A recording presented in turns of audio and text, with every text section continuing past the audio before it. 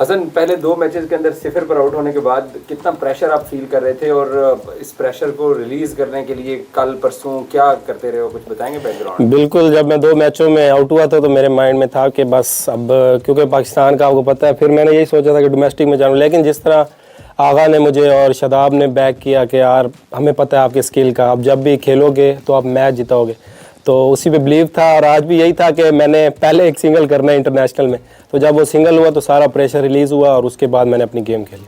आगाज़ के अंदर साज रहे न्यूजीलैंड की कंडीशन के अंदर नए बॉलर्स तंग भी करते हैं, लेकिन कालजिन में था जब थोड़ा प्रेशर रिलीज हुआ। बिल्कुल, हमारे माइंड में सिर्फ अटैक है, जिस तरह के लोग, जिस तरह के दूसरे मुल्क के खेल रहे हैं लोग क्रिकेट, तो हमारे माइंड में यही है कि हमने वही क्रिकेट खेलनी है। बेशक फेल हों, क्योंकि हम शुरू में फेल होंगे, लेकिन माइंड में यही है कि हम फेयरलेस क्रिकेट खेलेंगे।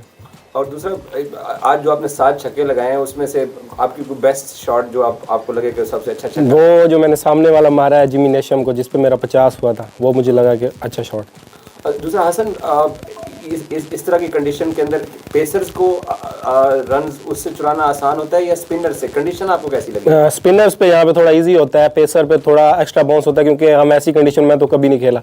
हमारी डोमेस्टिक की आपको पता है वहाँ की पिचेस थोड़े लो बाउंस होती हैं, तो पहले 1-2 मैच मुझे लगे हैं कि यार डिफरेंट। फिर मैंने अपनी बैटिंग की और कोच के साथ बैठ के थोड़ी वो बात की कि हम कहाँ पे वो गलत कर रहे हैं, तो वही प्लान करके आज मैं गया था बैटिंग पे, तो अल्हम्दुलिल्लाह उसमें सक्सेस मिली है। अब जब सऊदी को आगा ने 2 चौके लगाए और उसके बाद उसने बात कर रहे थे, हम भी देख रहे थे जैसे वो आपको सेंचुरी का मौका देना चाह रहा है और आप उसे कह भी रहे थे कि आपको शॉट अच्छी आ रही है, तो वो ज़रा बताएं कहानी। नहीं, बिल्कुल उसने बोला था, लेकिन मैंने कहा था नहीं, मैच फिनिश करो, मुझे सेंचुरी का कोई शौक नहीं है, इंशाल्लाह मैं आगे भी कर सकता हूँ।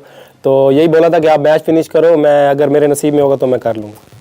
दूसरी चीज़ ये है कि आप माशाल्लाह इंटरनेशनल क्रिकेट में अपना नाम बना चुके हैं। अपनी बैकग्राउंड के बारे में बताएं और इस जर्नी में, और स्पेशली जो पाकिस्तान क्रिकेट बोर्ड की मैनेजमेंट ने, जो क्रिकेट बोर्ड ने, जो सिलेक्टर्स ने आपको बैक करके जो चांस दिया है, वो ज़रा जर्नी तो बताइए। जर्नी मेरी, मैं बिल्कुल मिडिल क्लास फैमिली से हूँ और लिया से हूँ। बिल्कुल क्रिकेट का कोई मेरा बैकग्राउंड नहीं था और मैंने अल्हम्दुलिल्लाह इस सीज़न बहुत अच्छा परफॉर्म किया तीनों फॉर्मेट में, जिससे मुझे पाकिस्तान में इधर मौका मिला है। सिलेक्टर्स हसन चीमा की, मुझे जब मैं 2 दफ़ा आउट होता था तो वो उसकी मुझे मैसेज और कॉल आती थी कि यार मुझे पता है कि तुम प्लेयर हो और तुम करोगे, तो वही ऐसे सिलेक्टर, उसका भी बहुत शुक्रिया जिन्होंने मुझे बैक की। अल्हम्दुलिल्लाह, बस बहुत खुश। आकिब साहब और यूसुफ साहब का क्या किरदार है? क्योंकि हमने देखा कि जब आप लोग पहली मरतबा क्राइसेंट ने ये वाला कॉन्फिडेंस, और फिर आकिब ने कल ही बता दिया था कि हम बैटिंग चेंज नहीं करेंगे, हम इसी बैटिंग के साथ दोबारा जाएंगे। मुझे बिल्कुल आकिब भाई ने पहले मैच में बोला था, अगर मैं 2 जब मैच में आउट होता, वो कह रहे थे कि अगर तुमने 5-0 भी करने हैं ना, लेकिन खेलोगे तुम ही। तो इस तरह का जब आपको कॉन्फिडेंस मिलता है तो आप मेरे ख्याल में कुछ भी कर सकते हो।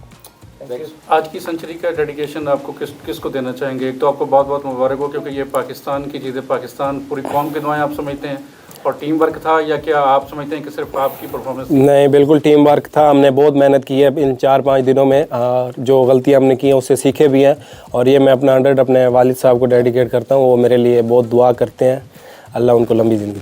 Thank you. Thank you.